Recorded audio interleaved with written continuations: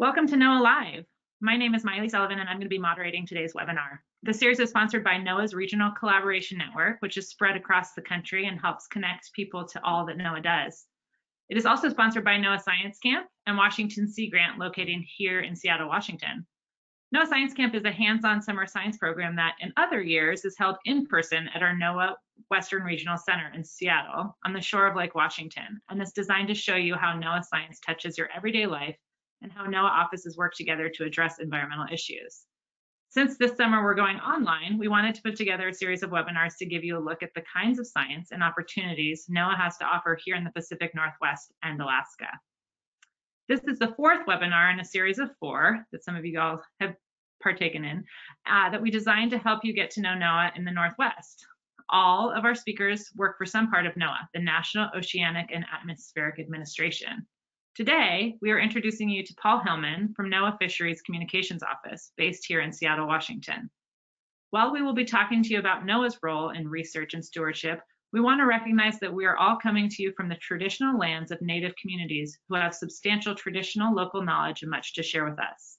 We acknowledge that Paul's work as a NOAA videographer is done all across the nation, including the U.S. territories, but his home base is Seattle, which resides in the traditional lands of the Duwamish, who have been stewards of their lands and waters for thousands of years. Okay, so a few guidelines before I hand you over to our speaker. You are all muted because we have lots of people on the line and want to make sure that we can hear our speaker. However, there is a box where you can write your questions. We encourage you to ask them as we go, and we will be keeping track for Paul. We will stop every now and then and answer a few of them. We might not get to all of your questions, but we'll try and answer as many as we can. We'll also have a few polls for you to take throughout the webinar, so please keep an eye out for those so you can participate and share your answers. If at any time you're having trouble hearing the audio, it often helps to log out of the webinar and log back in. Okay, enough of my talking. I'll hand it over to Paul to introduce himself. All right, hey, can you all hear me? Yeah. All right, great.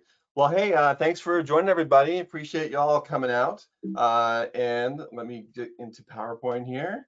And yeah, thanks for everybody for joining. And I want to give a special shout out to my friends and family, and especially my son's rising 6th grade class from Olympic View here in Seattle. Thank you for joining. I hope a lot of you are there and we can chat about this more after the presentation. So today's gonna be a little bit different from those of you that have attended some other of the presentations. You've probably learned about water pollution, fish health, and plankton from scientists and learned some really cool stuff. And hopefully you felt like it was easy to understand and that they told you a really good story. But you know, not all scientists are good at sharing their research because it's complicated, it can be mysterious, and that's where I come in. What I am is I'm a filmmaker, a science filmmaker, and what's the most important part of my job is being a storyteller. And it turns out that storytelling kind of goes hand in hand with science. And so I'll get to that as we get into the presentation. So I'm going to talk to you today about some really cool science stories, but also about how video is a really super powerful tool for communicating. And I'm going to try to demystify the notion that science is complicated, because it's really all about storytelling. Plus, I'm hoping that maybe I might introduce some of you to a new career in science that you never even thought existed. Maybe some of you will even think about becoming science communicators one day, and maybe even a science filmmaker. But first, let's talk about how I got here. I grew up in Chicago, and as a young kid, I was really interested in animals. I loved animals, just like my kids do, which is really fun to see. And I spent a lot of time away at a summer camp in northern Wisconsin, which was very close to Chicago, and there I really developed a strong love for the wilderness and being outdoors. And then when I was in 8th grade, I actually had a chance to live and go to school in Kenya, which is in East Africa. My mom was a Peace Corps trainer there, and my brother and I, who's in that photograph with me in 8th grade, we spent a whole 3 months in Kenya, and I went to school there, and during our breaks, we'd go on safari, and I got really excited about wildlife, and I really fell in love with wildlife and the natural world, and I started watching a lot of natural history films after that, fell in love with those, and at this point, when I was in Kenya, I vowed to myself I was going to come back someday to study wildlife and ecology in Africa, and that's exactly what I did. when I was a junior in college, I studied abroad in Botswana, which is in Southern Africa, and it was a program in ecology and conservation. And part of this specific program was to do an independent study project. And so what I did is I found a filmmaker, because that was what I really wanted to get into, of course, at that time. I found a filmmaker. I was able to spend 3 weeks working with a filmmaker there in Botswana, filming eagles and hyraxes and pelicans. It was a crazy cool experience. And it got me totally turned on to wildlife filmmaking and science filmmaking as something I wanted to do as a career. And it also gave me the travel bug. So right after college, after I finished getting my bachelor's degree in biology, I started spending my time traveling. And there's me with anacondas around my neck in Bolivia, and then also riding a camel with my cousin in India. So I got really excited about seeing the world. And then I also had to come back and face reality and try and get a job. But it's not really, especially back, this is 20 years ago almost, there wasn't a lot of easy opportunities to get into wildlife filmmaking or science filmmaking. And so after college, I started working in biology, trying to figure out ways to find jobs as a biological technician. And my first jobs were all volunteer based. I basically took whatever opportunities I could. And here I am studying flying squirrels and little voles and mice in Southeast Alaska. And then I even did a second volunteer gig the next year in the deserts of Southern California, studying desert tortoises. And then during that season of studying desert tortoises, I got a call from Glacier Bay National Park and got my first paid job. And this was being a biological technician up in Southeast Alaska at Glacier Bay National Park as an intertidal biologist. Something I never thought I'd be doing is studying the intertidal, which is that area between the low tide and the high tide that is exposed to air and is covered by water every day along the coast of the ocean. And but whatever opportunities came up, you kind of take and go for it. And that's what I did. I went ahead and I became an intertidal biologist in Alaska. But that was a stepping stone to what I later became as a filmmaker, because while I was in Glacier Bay, I met a filmmaker. There was a filmmaker there doing a film about Glacier Bay National Park, and when I heard he was looking for volunteers to help him with his film there, I jumped at the chance. And he told me that, hey, there's a new program starting up at Montana State University in Bozeman, which is an MFA, a Master's of Fine Arts in Science and Natural History Filmmaking. And so I felt like, oh yeah, this program is made for me. And I jumped at the chance, got into the very first class of this program in 2001, and started making films, learning about how to take science and make it into an entertaining art form, which would be a film in this case. And so here I am in Yellowstone National Park and Glacier National Park working on some of my student films. And while I was working on my student films in my second semester in graduate school, I contacted that same filmmaker who I had met in Alaska, and it turns out he was now working on some projects for NOAA, and that's obviously the National Oceanic and Atmospheric Administration. And I got a chance to work on a scientific research expedition that started in California and went all the way up to the Washington coast. And I spent 2 months living and working on this boat, and got an amazing opportunity to not only document the science, but also set up this really cool remote editing studio on the boat. And on the ship, everything is rocking and rolling, so you have to tie it all down. So if you see around, there's some ropes, like here, there's some lines that are tying the things down so they won't fall off the countertops. So that was my second year of films for NOAA, or for my master's degree. And then that turned into an opportunity to go up to Alaska again and work on my thesis film. If you see that little red dot, is the Pribilof Islands there in the middle of the Bering Sea.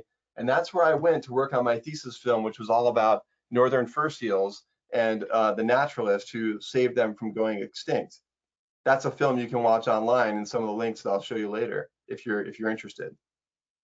And that led to more and more opportunities with NOAA. And eventually I ended up in NOAA fisheries. And now I'm making videos about all sorts of different topics. So sustainable seafood being one, sustainable fisheries and minimizing bycatch, which is the catching things that we don't want to catch, the science that goes into stock assessment, or looking at how many fish are in the ocean so we know how many we can fish, This is recreational fishing and how to increase survivability of fish that we're catching.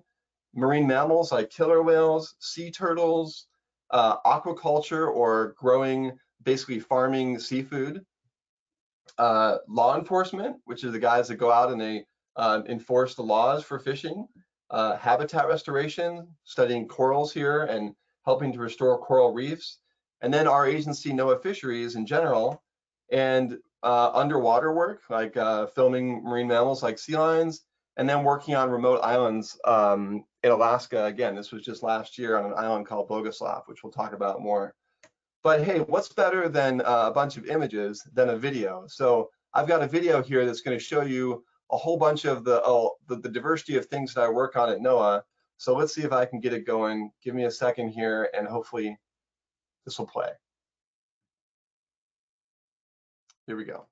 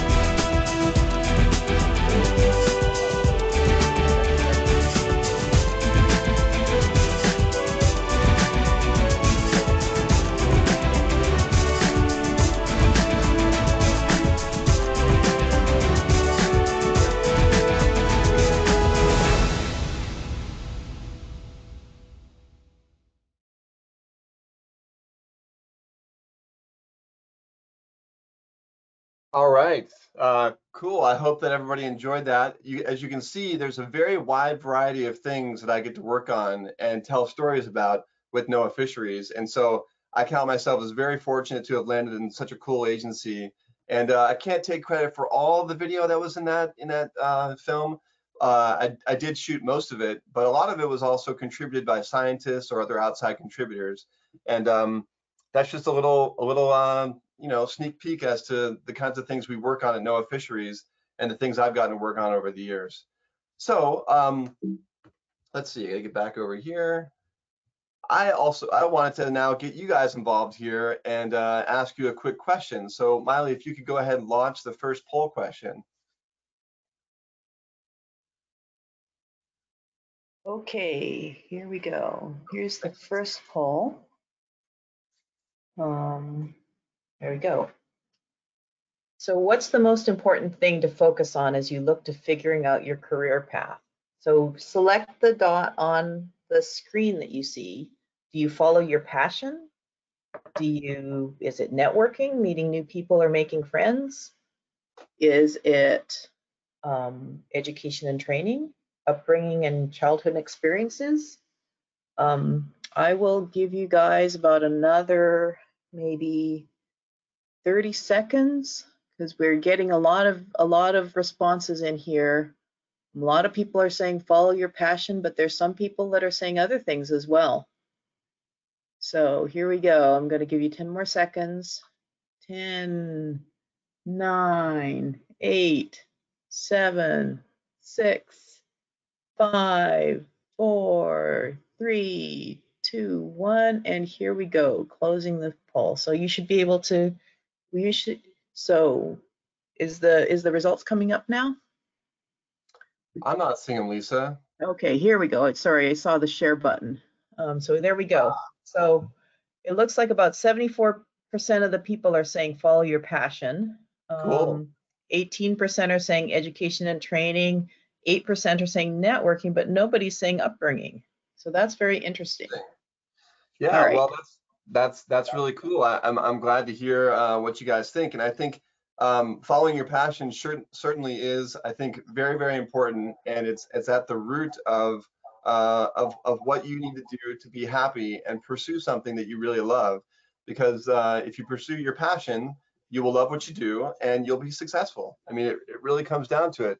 But I also want to point out that all of those other things are very important. Networking is very important to take advantage of any opportunity that might come up, and also meet people that will help you develop your career as you move through it. Education and training, you can't get anywhere in some cases without education and training. So in my case, having training in both biology and filmmaking allowed me to get where I am, and also had some pretty unique experience as a kid that help inspire me on the path that I'm on. But of course, those aren't necessary. You can always make your own path and make your own future. So great, thanks for participating, everybody. I also wanted to just pause here to see if anybody has any questions so far from what you've seen in the video thus far, or in the presentation thus far. So Paul, we've got a few questions here. Anya was asking, how many years have you been with NOAA? So that when I did my first gig with NOAA was back in 2002. So 18 years ago was when I got a chance to work on that NOAA ship that I showed earlier. Great. And then Audrey was asking, have you dropped your camera before? Certainly, that happens every once in a while.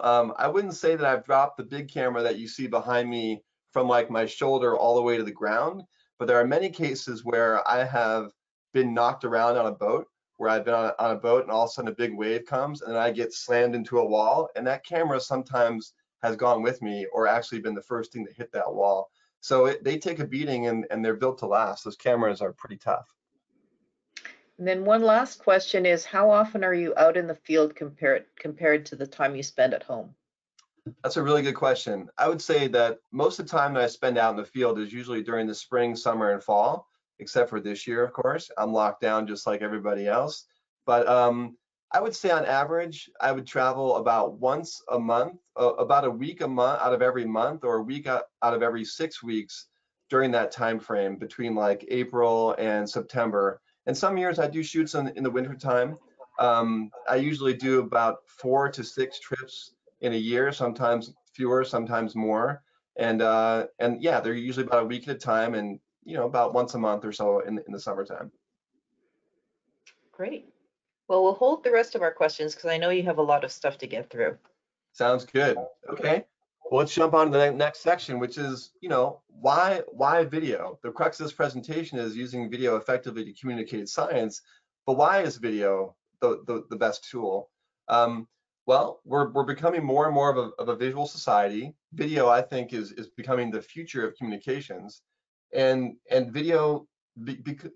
One of the big reasons why is because video is really easy to digest. It's entertaining. It's educational. Our brain can actually process visuals at 60,000 times faster than text. That's one of the stats that I found when I was researching this. And it's also estimated by 2022, in 2 years, that 82% of internet traffic will come from video streaming and downloads. That's 15 times higher than just 3 years ago. And if we look back to 2013, only 33% of online traffic was for video. So, one of the things that I was just thinking about when I was working on this presentation is that if I had shared a video at the same time as all these statistics I just shared with you, I guarantee you wouldn't have heard anything that I said. You'd be watching that video and you'd probably remember more from that video than just this text. It's because video is really captivating. 95% of viewers are more likely to remember what they learn in a video or a call to action in this example, compared to only 10% when reading it in text. Now, as far as online video, I'm sure all of you know what this icon is up on the top here. And what we saw in 2018 is that 85% of internet users in the US viewed online video. So where are they viewing it? Well, they're viewing it on the big boy YouTube. 95% of the global internet population watches YouTube. That's incredible. And YouTube is the second most visited website in the entire world, only behind Google, which is its big brother. 5 billion videos are viewed every single day, 150 billion per month. There was only 1 billion videos viewed in 2017 on a certain day. So 5 billion videos every day, that's almost as much as every single person on the entire planet watching a video a day. Pretty incredible. And it's not only that video is becoming the most popular form of online media, it's also the most shared. Oh, I forgot that last stat there. It's the most shared. Video is a very social media, and on all the social media platforms, we're seeing that social videos are shared 12 times more than text and image posts combined. And what I like to tell people when they talk about why is video important is, I think a website these days is actually somewhat obsolete if they don't have video on them. So what makes video so compelling? Subject matter and the style of the video are all very important, like is it a comedy? But it's all about the hook. You got to bring people in to watch your video. So what I want to do is show one more video here. This is one of my favorite videos of all time because it shows a great hook and sucks you right into it, in my opinion. Here we go. Let's watch this short 1-minute video.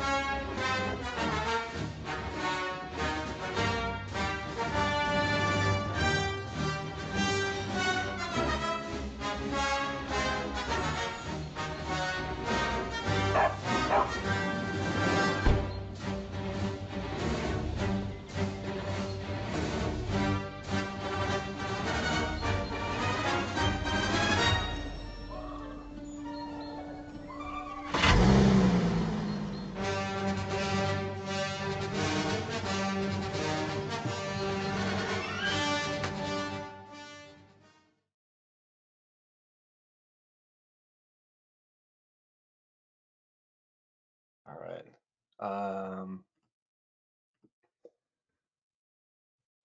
Okay, I think, can y'all hear me again? I think so. So that video right there, even though it's only 1 minute and it's an advertisement, I think it's absolutely genius because what it does is it creates that hook of having a little kid wanting to be Darth Vader and trying to use the Force, but he can't do it. He's not successful, and so right away you're like, is this kid ever going to get there? He wants to be there so bad. He wants to have the Force so bad. It gives you tension. It establishes this hook. And it has you as an audience member wanting to watch more and more and see what's going to happen. Will this kid ever succeed? So that video does so much more than just make an advertisement for a car in that case. It follows what is known as the 3-act structure for making a film. So first of all, you're setting up the film by having this young Darth Vader. Pretty much everybody knows who Darth Vader is. And you've got this plot point number 1 of trying to use the Force. Will he ever succeed? We've introduced the character. We've introduced what he's trying to do in this case, which is use the Force. He's so determined. Will he ever succeed? And he's trying and trying and trying. This is the confrontation point where you're rising. The action is rising of the film, and you're trying to see, will he ever make it? And he tries to move that plate, and his mom has to push it over to him because he's not successful. And all of a sudden, he's down and out. You're at the height of the conflict. This is plot point number 2. And then all of a sudden, he does it. He's able to succeed, even though it may not be him. He believes it's him. We have success. We have resolution. The kid is overjoyed. You can see the way he behaves. And that is really the crux of the storytelling that takes place in video, a good book, anything, a good story that somebody tells you. You have a reason to listen, and you get to a culmination or a climax in the story, which is that plot point 2. And then you resolve it and realize, oh, that was really funny, you laugh, or you feel satisfied that the hero of the story won the battle or whatever it is. The other thing that makes a successful film is that you're trying to teach somebody something new or tell a story in an unexpected way. So in this case, the car commercial showing, hey, we've got a car now, which at the time was new, to start by the push of a button. it's also about knowing your audience. And so you always want to know your audience for a film. And I put up this little slide here as a joke because my kids are always saying bruh, bruh, bruh, bruh, and playing Fortnite, and they think it's hilarious. But if you were to show a video that has a bunch of bras in it to your grandparents, that's not going to work so well. Likewise, you might think twice about showing your favorite TikTok video to your grandparents or somebody that's totally out of touch with what TikTok is. So to be successful, it's really important to know your audience. So Lisa, let's go ahead and launch the next poll question. I wanted to ask you all one more question about short videos in particular. In fact, Okay. So here we go. We're going to launch poll number 2, which is, do you like to watch movie trailers? Yes or no? So we're getting some answers in here. And what I'll do is I will give you another maybe 30 seconds or so. And some folks are answering in the chat box as well. Okay, so I will give it another maybe 5 seconds. 5, 4, 3, 2, 1, and I will close the poll and share our results. So it looks like we have 88% of people saying that they like to watch movie trailers and 12% saying that they don't. all right. Thanks, Lisa. So, Well, hide that. I just want, the reason why I talked about movie trailers is that even though it looks like a lot of you like to enjoy them, and I really love watching movie trailers because they're like mini films that give you a story, and they're just usually really exciting to watch. And what's really cool about movie trailers is that even they will show the 3-act structure or use the 3-act structure. They create a hook, but a conflict up front, right in the beginning of the trailer, so you have a reason to watch it. They show the action and the drama, which is going to build to that to the climax. And they are a little bit different in a full film, is that they don't show a resolution, they leave a cliffhanger. So you have that sort of call to action, see the rest of the film. And they also show how the movie is going to be new and different. And they also target a certain audience, like, you know, a trailer for a kids movie, a cartoon is going to be targeted towards kids, obviously. And then like a really heavy drama is going to be targeted towards adults. And they're very intentional in how they're targeting their certain audiences. Now, the great thing about telling science stories is that the foundation of science, the scientific method, inherently actually follows along with the 3-act structure of effective storytelling. And you know, this slide here shows that the scientific method involves identifying a problem, raising a question, gathering research and gathering data and doing your research to form a hypothesis. So those first two things are kind of like background information that somebody that wants to develop a film is thinking about. And then you raise the hypothesis, or you create that hook, you know, in Act 1. You raise the question of what are we after in this particular scientific experiment?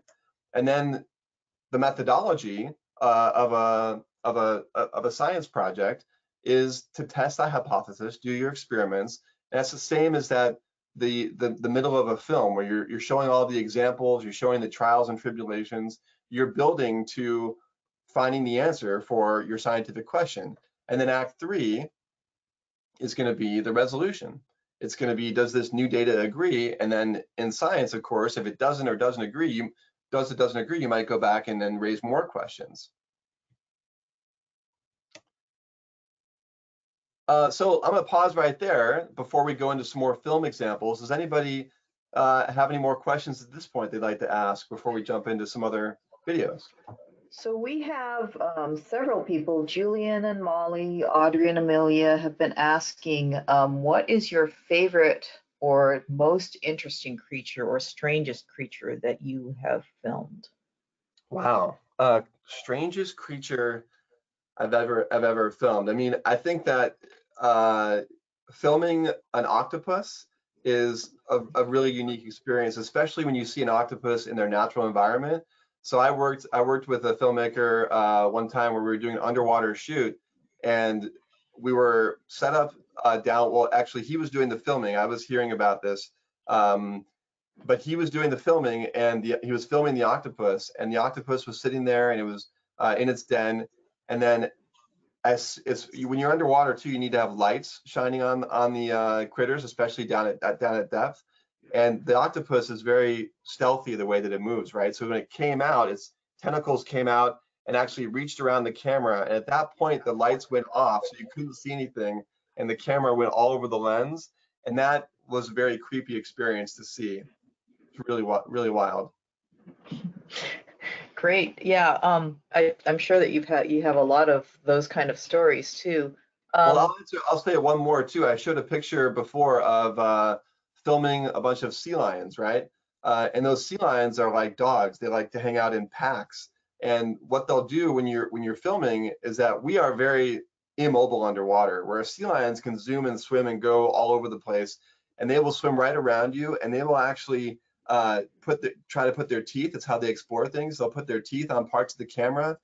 They might even like nip your dry suit or the wetsuit that you're wearing, and you'll feel a little bit of a crunch like on your arm, and it's just a sea lion experimenting. They're not after you to hurt you, but they are just like exploring. And that can be very, very scary and freaky when you're underwater, to have something come and grab you from your arm when you don't even know they're there. And especially since those sea lions can get pretty big too. Yeah, for sure. So one of the questions that we had was, I'll ask one more question before we move on. But one of the questions there's one question about using iPhones that I know you'll get to later on, so I'm going to hold on to that one. But one of the questions was, what's in it for the scientists or funders of research? Why should video be an automatic budget item when doing research? That's a really good question, and there's probably some scientists out there that can answer that even better, because they have used our films for their own purposes. But a lot of times it's to promote the message of that science. I mean, if you create science, or you do your scientific experiments in sort of a box, and nobody knows what you're doing, the likelihood of people recognizing that as a very important contribution to the scientific community is less. So if you get more exposure to your research, you get papers out there, and in this case videos, and get more people interested in what you're doing, that will bring more opportunities to the scientists and potentially allow for more funding.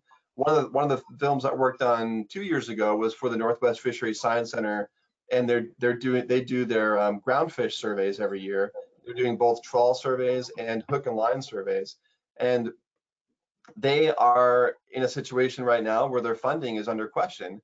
And so they really wanted to have a video that they could show to their congressional representatives that help make some of the decisions about the funding, because we're a federal agency. And the video is going to be tremendously helpful, I think, in illustrating the importance and also the science in action. And also we included fishermen in that film, who talk about how important the research is to keep the fisheries open, because the fisheries can't stay open unless we understand the fish populations. And so it's a win-win for not only scientists, but also the fishermen who depend on that scientific information. Great. Thanks, Paul. Sure. Let's keep moving. We've got a lot of questions sort of stacked up, but I know that you're going to get to some of them, so we'll just keep them for now. Okay, so let's go back and talk about that 3-act structure a little bit more. And what I want to do is I want to illustrate that by showing you our most popular video of all time. So let's watch this and we can think about why it became so popular. And warning, if you're a little squeamish or haven't, if you maybe you don't have a bite to eat right now while you're watching this. There can be some gross imagery in here. 1 second, here we go. I am Antonella Preti. I'm a shark biologist and I analyze the diet of sharks. I've been working on stomach analysis for more than 15 years, and I think I dissected more than 2,000 stomachs. So this is actually the very biggest one I ever dissected. Now wait a second. Is this a shark? Nope. All this came from inside the shark's stomach. This is the stomach of a large female mako shark. This is possibly the largest mako shark that was ever caught. A quick rundown. This is the short-fin mako shark that was legally caught by recreational fishermen on June 3rd off the coast south of Los Angeles. This shark was over 12 feet long, over 1,300 pounds, and possibly a world record. The fishermen donated the shark's organs to science, which brings us back to its stomach. Oh wow, there's looks like oh wow, look at this. It's a little heavy though, I need some help. Yeah, what is this? Oh, wow. It's like a sea lion, maybe. Yeah, it looks like it's the head of a sea lion. Incredible. You can see the teeth. It almost looks like a dog. A typical adult California sea lion weighs about 200 pounds, so this is a big meal, and typical for a large mako shark. But makos are known to eat just about anything, including fish, squid, other sharks, and even seabirds. As for this sea lion, the mako got all of it. Oh wow, this is a fore flipper, and it looks like there's bites. So it looks like there's a teeth marks there. We can see more teeth marks here. And you can notice mako sharks, they have these very pointy teeth, on the contrary of white sharks that are more like triangular, serrated teeth. So you really see like punctures. And see what else we find here. So it was a huge stomach. You can see the lining of the stomach. It's like a blanket pretty much. And you have to look carefully here. Yeah, we'll have to analyze it all in detail.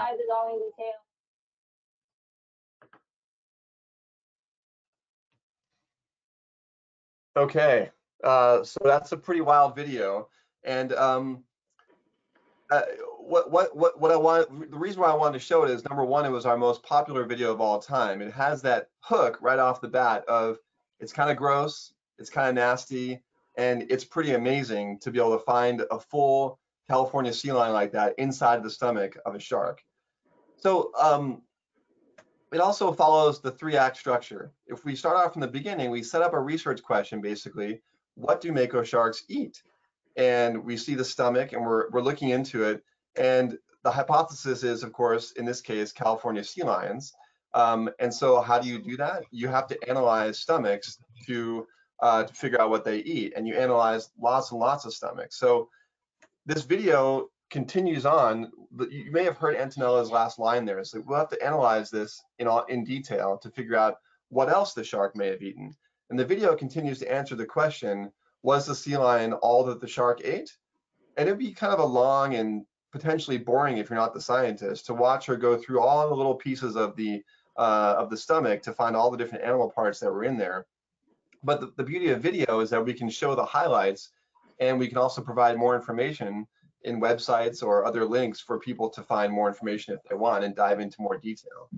And then the film concludes, if you continue watching to the very end, you conclude that yes, of course, the mako shark is what it eats. And then we talk about why. The resolution of the story is, why is it important to study what mako sharks eat?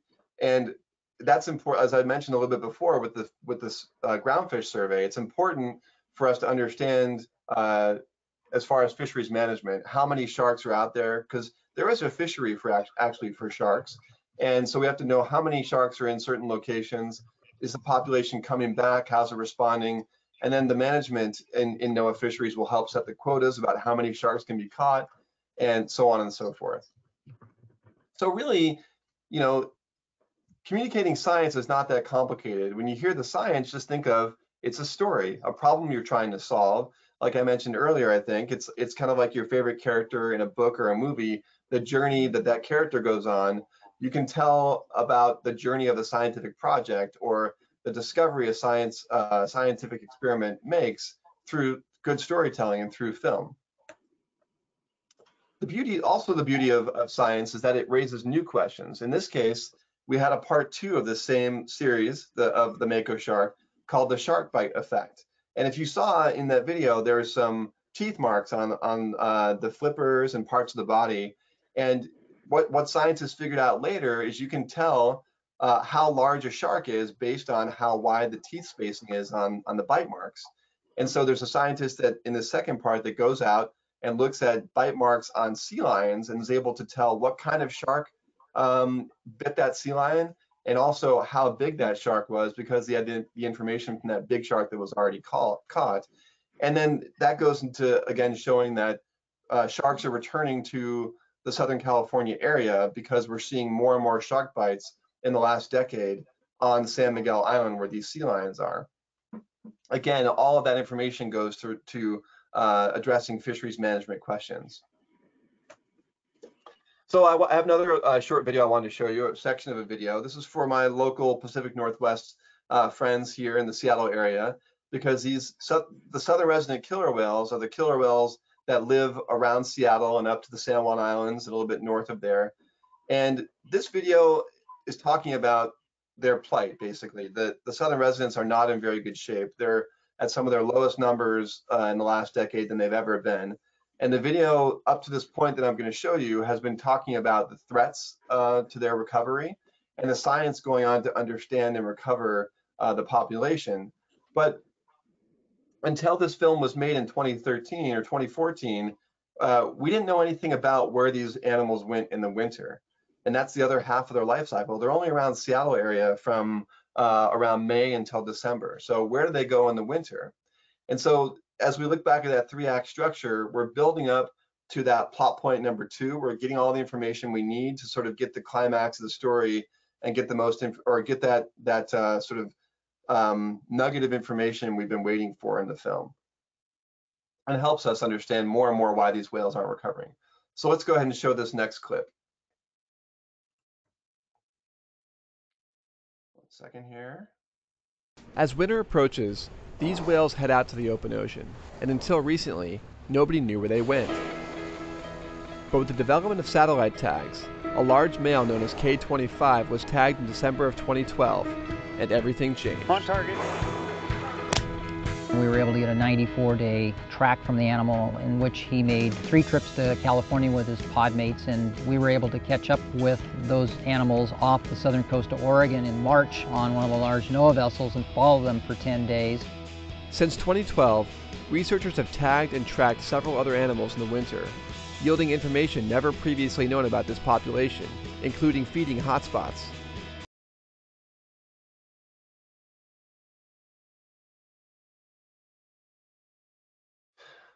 Okay, so this is sort of the culmination of the film. This is the part we've kind of been waiting for, and it's new information that is allowing the scientists to really further their ability to understand and therefore help recover this species from the downward trend they've been experiencing. And the video from that point continues to talk about the new science contributing to the new action to recover the species. And then the scientists sort of end with a hope for the future. That's the sort of resolution that we're leading up to, is now that we have all this information, we're hoping, we really have a lot more hope that this species can recover. Again, reiterating the 3-act structure, it's not complicated. And I also want to bring up this example because it shows how powerful animations are. That animation, it's a really great tool as a filmmaker to reach more people and to help explain what some of these concepts are. You know, people in Seattle area may not really understand what the outer coast is, so we're showing them in the video. It's also helping people understand these complex life cycles of how the animals actually go all the way from the Seattle area all the way out to the outer coast. And you know, it's important again to use video because 80% of online visitors will watch a video if they go to a website, while only 20% are going to read the whole article. So it allows us to reach more people. Again, I wanted to show one more example of a video animation that's used in that same film earlier in the film. We're showing here the population, you know, the rise and fall of the population over time of this particular population of southern resident killer whales. And again, this, I think it illustrates, it helps you understand what's going on with these animals, to see it as opposed to just hear about it. Another one, oh, and I also wanted to mention that this particular graph has now been used by a lot of scientists in their presentations. So we made it for the video, but it was so effective that they then use it in their own presentations. And there's been lots of contributions like that, where I might go out and film a whale in a certain place, and because whales can be identified by unique markings on, in killer whales' case, on their saddles, on their backs, they have that kind of white patch. It's different among every animal, and you can identify animals based on that patch. Likewise with like humpback whales or other types of big whales, the underside of their tail, the fluke is what it's called, has a unique pattern and shape. And so scientists can take that information and they can say, oh, you filmed that shot on, December 29th in Alaska at this certain location, and that can help their database understand, or help their, help fill in their database and help them understand where these species are at certain times of the year, and helps them understand more about the population. So video not only tells about science, but can also contribute to the science. And then I also wanted to show this other animation that I made for a film about red snapper in the Gulf of Mexico area. It's showing that one 30-inch fish can produce 100 times more eggs, basically, than a 13-inch fish. And it's helping illustrate the reason why we need to preserve populations of where we have larger breeding animals in those populations, and not fish all those larger animals out. We need those super breeders to be in the population. And I think when you see an image like that, where you see one fish next to 100 fish, you realize, oh my gosh, it's so important. And again, imagery, video can be so powerful to convey these messages. The other thing we can do in films is we can create calls to action and conclusions. So in this case, we did a film about right whales in the North New England area, Northeast, and also the East Coast down to Florida and Georgia, where they breed. We're giving information at the end. In this film, we basically established why it's so important to protect these animals, and why it's important to understand where they are, so we can avoid having ships run into them. And so we're looking for people to tell our scientists, if they see one of these animals, please report it to the authorities and to the scientists, so we can keep track. So there's just all these great things that films can do, and it's a very powerful tool. So before I jump into the last sort of section of the talk, do we have any more questions at this point we want to talk about or address? So Paul, we're running a little short on time. We've got about 12, 13 more minutes. And we do have several questions about equipment, which I know you're going to get into. So maybe we should just go ahead and talk about your equipment. Sure, no problem. So that's the next section, is to sort of do a little show and tell here of some of the equipment I have. You can see in these images, I've got a very large camera on a tripod, microphone, underwater gear. I wanted to actually ask you all too, have you ever tried to make a video? And if so, what do you actually have a video camera besides your iPhone? So Lisa, this is that last poll question. Okay, so let's launch that poll. So the question is, do you own a video camera that's not on your phone? Yes or no? Several people are saying that they've made a video on their phones. Awesome. And so we'll give it another few seconds here. We are still getting some responses. So we'll give it another 5, 4, 3, 2, 1, and we'll close it and now show the information. So we've got 58% of people who answered said yes, they own a video camera that's not on their phone, and 42% said no. That's great. That's really cool to know. I would have figured it would have been much higher that people had not actually been using dedicated video cameras. And well, what I was going to talk about is that your cell phone camera does have a lot of limitations. They are incredible. The quality now has gotten so good, especially the way that it is stabilized, even as you're walking around. But you have a lot of challenges with audio, and especially if you want to plug a mic into it, and the audio quality. And also, you can't change lenses. I mean, some of the phones now have telephoto lenses and wide angle lenses, but they're nothing like using a camera like this with a lens that's dedicated to be a zoom lens.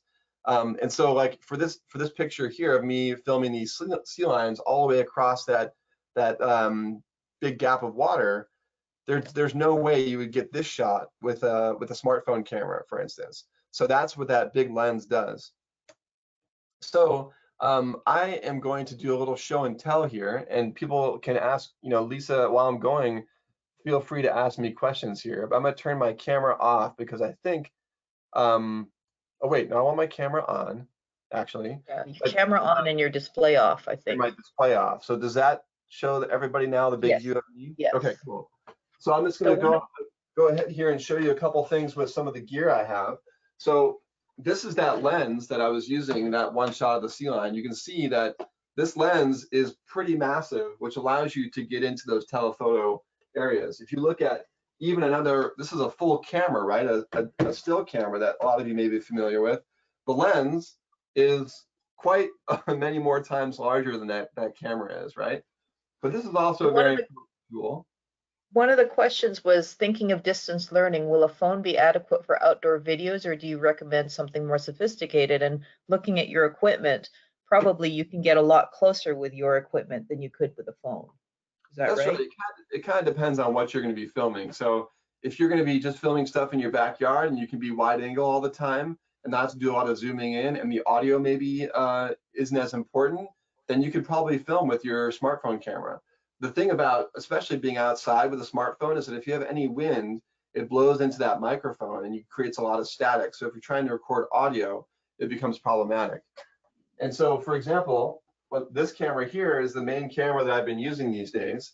And you can see the microphone has this big wind protector on it. And that allows us to record audio out in the field without having wind distortion.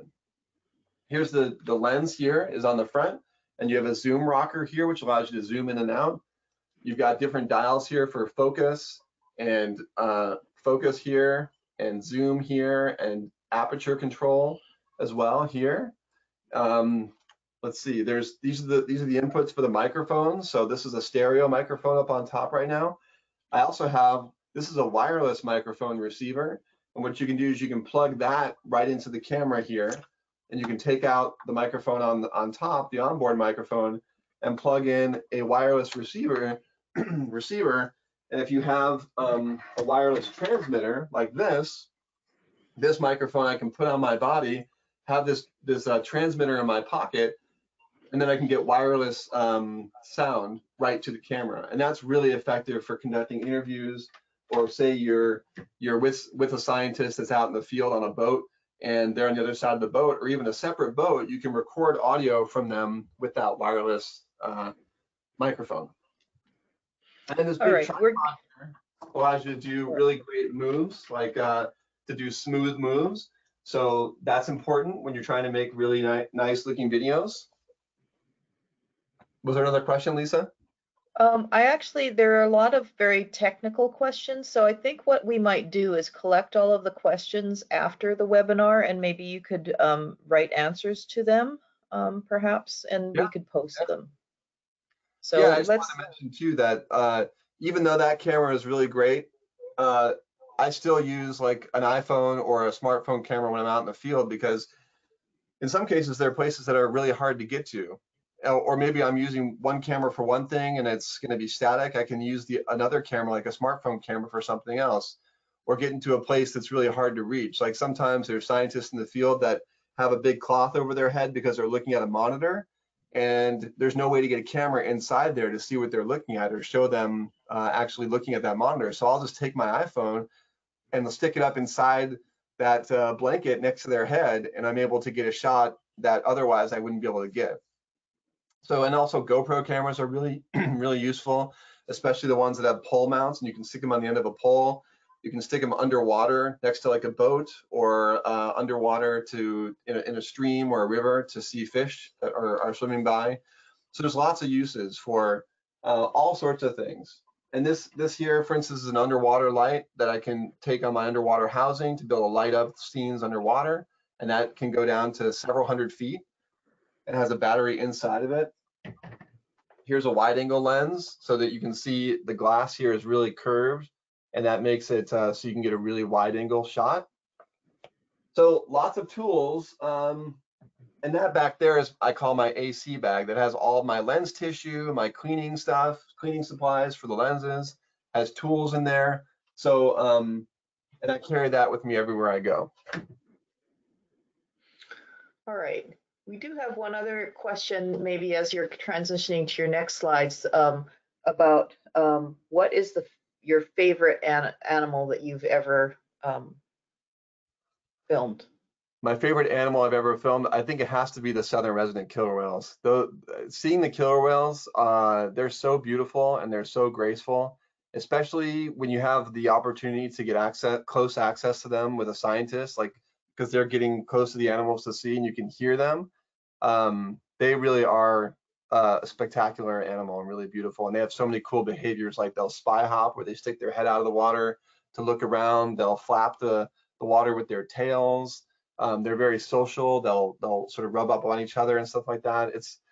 They're really neat to watch. Great.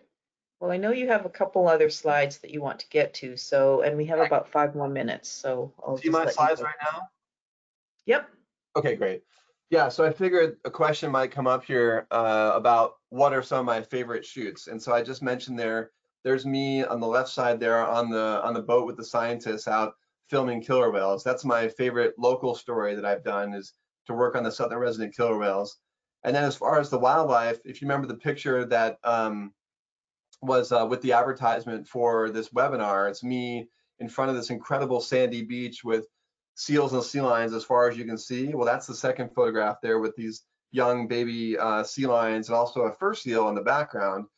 That was a really incredible place, San Miguel Island off the coast of California, one of the Channel Islands. And being out there and being where there's no people and it's just wildlife. It's just completely wild, and it's just a special place to see and to experience.